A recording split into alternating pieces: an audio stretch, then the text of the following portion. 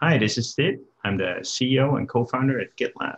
And today we're going to talk about offering an on-premises or self-managed version of your software. If you run a SaaS startup, this might be something you're interested in.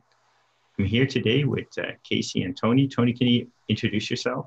Yeah, absolutely. I'm Tony. I'm with Cloud Forecasts, and I'm a non-technical co-founder here, and I'm based in Chicago. And we help companies monitor and optimize their cloud spend through a very simple report just to make sure their cost doesn't go out of control. And I have my technical co-founder, Casey, on the line, located in Oakland, California. Hey, I'm Casey. Tony said, I'm based in the Bay Area. Francois, who's the other partner who's not here today, he is also a technical co-founder. He's based in the Bay Area, and we're really excited about this product. I don't know if you remember, but about a month ago, we asked you, Sid, about our company and some strategies about marketing.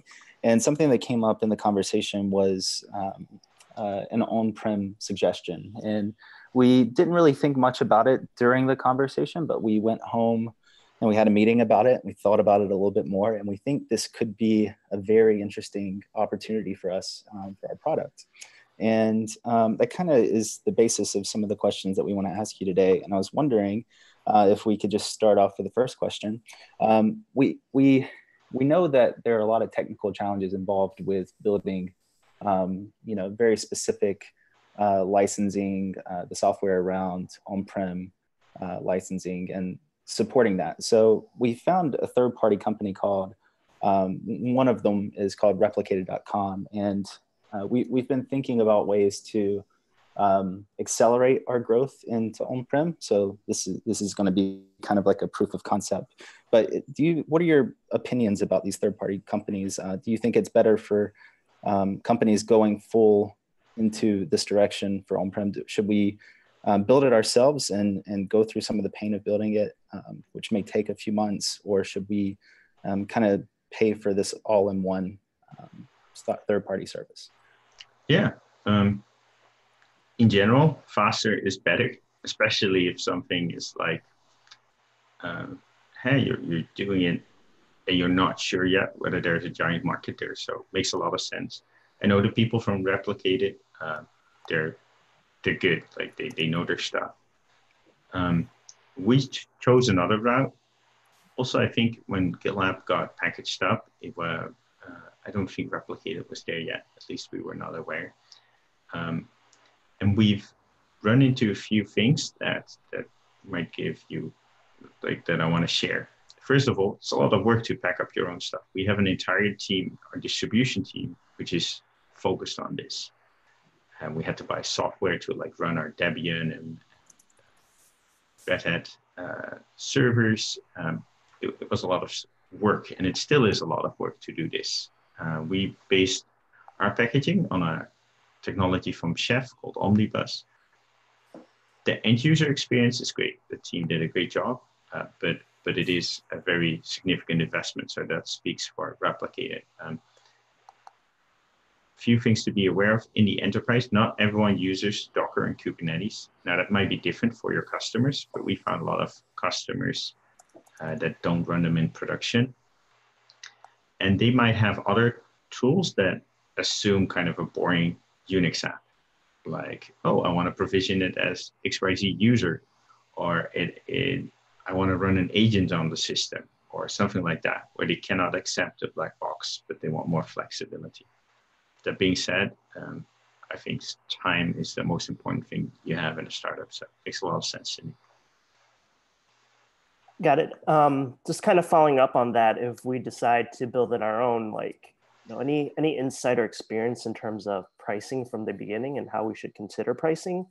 Like our target market right now is very, very different, and who we're targeting and how we build the product is very different. We focus on mid-market size companies, small businesses, startups, anywhere between 11 to 200 people. So how our pricing right now is a flat rate, which is a lot different from what our competitors are doing. Does it make sense to charge a percentage of their monthly bill and just go with what our competitors are doing? Or how do you bundle it? Because I know you guys do support and you guys do it by user. it can get kind of complicated. So like for us early on, like how should we think about it? How should we keep it simple? Any thoughts or suggestions there? Yeah, there's a lot of things to consider. For us, we're frequently bought by companies that don't do a lot of consumption priced things yet. Yeah. And what you get is that they want a predictable amount. Like they got a budget for it. They got to put in a dollar number when they request it. So if you make something a variable, it tends to be hard to purchase. Mm-hmm. Now, that might not be hard to purchase if you can put it on their cloud provider bill. So what's interesting is that the cloud providers themselves are starting to offer marketplaces that allow you to kind of bill for your software. And those things are getting way more advanced and flexible.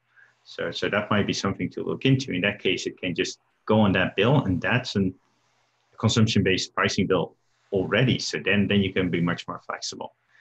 If not, a boring solution would be have a few tiers. You say this when this is your approximate, like for spends up to this, for spends from this to this, and for spends from this onward, we charge this fee.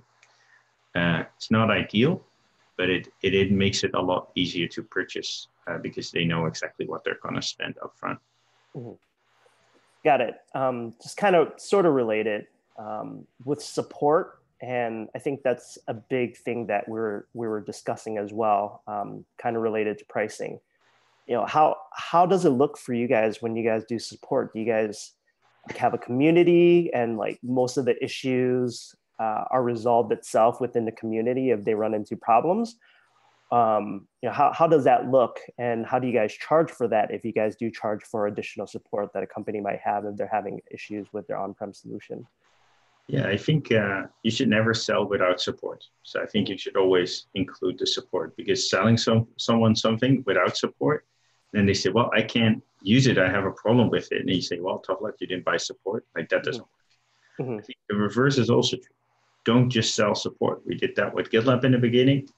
For a year, people used it, didn't have any problems. They canceled the support contract. Makes total sense for them. So we're always like, okay, you want to get just support? Great, you'll pay exactly the same price. Here's the software, you can use it. You don't have to use it. We're not forcing you to, but you can. Mm-hmm. And then when they use it, they find the additional features and everything else. So I think that kind of tells you that I'm a big proponent of bundling it in. There's one subscription and it includes both the product or the product up to the same tier or whatever, and support, but support is never different. And then as you get to, if you do a good, better, best model like we do, you get better support, more timely, it's more extensive, more hand-holding if you buy a more expensive tier. And as far as budgeting for it, like for us, the support costs about 10% of the revenue. Got it. And just kind of on the top of your head, and I'm not sure if you know the number, but how many support people do you guys have handling how many customers? Like how big of a scale of a support team that's required to handle one customer or their issues that they may have? Or do you guys dedicate it based on the size of the company or how much they're spending? We're dedicating based on the revenue. So that's how we plan. So right now, our support should be in this list, which is not alphabetically sorted. Mm-hmm. If you see it, please tell me. Here it is, 51 people in support. Got it. And we got 470 people at, 490 people, I was growing, 490 people at GitLab. Mm-hmm. Got it. So it's about, 25. Got it. So it's a pretty extensive support base that you guys have in terms of handling people and such. So in terms of, like for us, as mentioned, our company and our competitor, or not competitor based, are focused on enterprise, and who we're targeting is a lot smaller, but it's a lot wider range, right? The well's really deep, targeting mid-sized market companies, but targeting Fortune 500 companies, that seems very daunting to us. We've never done it before. We don't know what the sales process is like, or even how to identify those types of companies or who to talk to there. Any advice around that and kind of identifying those companies or identifying the people that we should be talking to, and what we should be expecting in terms of sales cycle, and how these people kind of make a decision, and how long does it usually take? Yeah, we are an open core company. So lots of people get started with our open source offering. So there's an install base at the company, which really helps to get your foot in the door, speeds up the sales cycle. For us, the typical sales cycle for smaller deals, less than $10,000, is about 60 days, 10 to 100, about 90 days, 100 and up, like 120 days. That's pretty fast, considering if they're not yet a user. For you, if you don't want to open source your software, you can consider, for example, creating a free edition. There's a whole big thing called shadow IT where people don't want to go to the company process and just want to run something, and they'll frequently use free tools, so they can't expense it, so they have to use something free. Of course, there's also like the free version on your website, but for people who that might be something they cannot use because they cannot share their confidential data. So your on-premises version, if that had a free version, they could kind of use it and then still be a good steward of the private data of the company, because you're not an approved vendor, but now the data is never leaving the network, so it's less of a problem. Would you even recommend, or is it a good thing for us, let's say we do offer a free version, is to kind of, I'm not sure if GitLab does that, but maybe offer it in a limited way, right? Instead of giving them the whole solution, give them a very basic solution, and if they're interested for like more features, is that something that would be recommended or suggested, or something you guys try to GitLab? Yeah, there's many variants of this. We're open core, so we have a free part that will always be free, and then we charge for features on top. But what you see a lot with proprietary software, that it's time limited. It doesn't even have to be like 30 days. You could even say, hey, let's make it time limited that it's for a year or something like that. But like, think from the perspective of someone who has a problem. Like, they're spending too much on the cloud. The boss is like, go fix this. There's not, like, if they have to go through a purchasing process, it's going to take a month before the vendor is approved. They need a solution now. They might not object to having a 30 or 45-day free trial and doing that. You tend to see maybe the year-long free trial is not a good idea, because then by the time they've forgotten about you, and it really prolongs your sales cycle. So the industry standard is 30 or 45 days. I think that makes a lot of sense. I think we settled on 30 days, where people ask for an extension, you just grant it to them for 50 more days. Got it. Yeah, we've toyed around with that idea and kind of thinking through that. So that's very helpful for us to kind of think through further as well. In terms of investors, it sounds like from our research, on-prem, I mean, it's an old concept, but it's starting to pick up steam with a lot of privacy policy issues and kind of data issues. Any suggestion how we identify potential investors that believe in this type of software and kind of what we want to do? Well, look at the investors in GitLab, but I think investors don't believe necessarily on-prem or SaaS. Investors believe in revenue growth and margin. So I think if you can show that, you'll have an easy time convincing anyone. And I think you'll be hard pressed to find a software investor in the Valley that only invest in SaaS. That'd be hard to do. Yeah, and I think, like, as you mentioned, the on-prem is such a good angle because there's really no one else doing this, and none of our competitors are doing this at all. You might have the Netflix ICE solution where it's kind of like an open source project, but it's not being worked on. But I think even us maybe throwing something on Hacker News saying, hey, on-prem cost monitoring service or cost cloud service coming soon, that might build some buzz and gives us some traction and to figure out if this is something that people actually want or are even considering.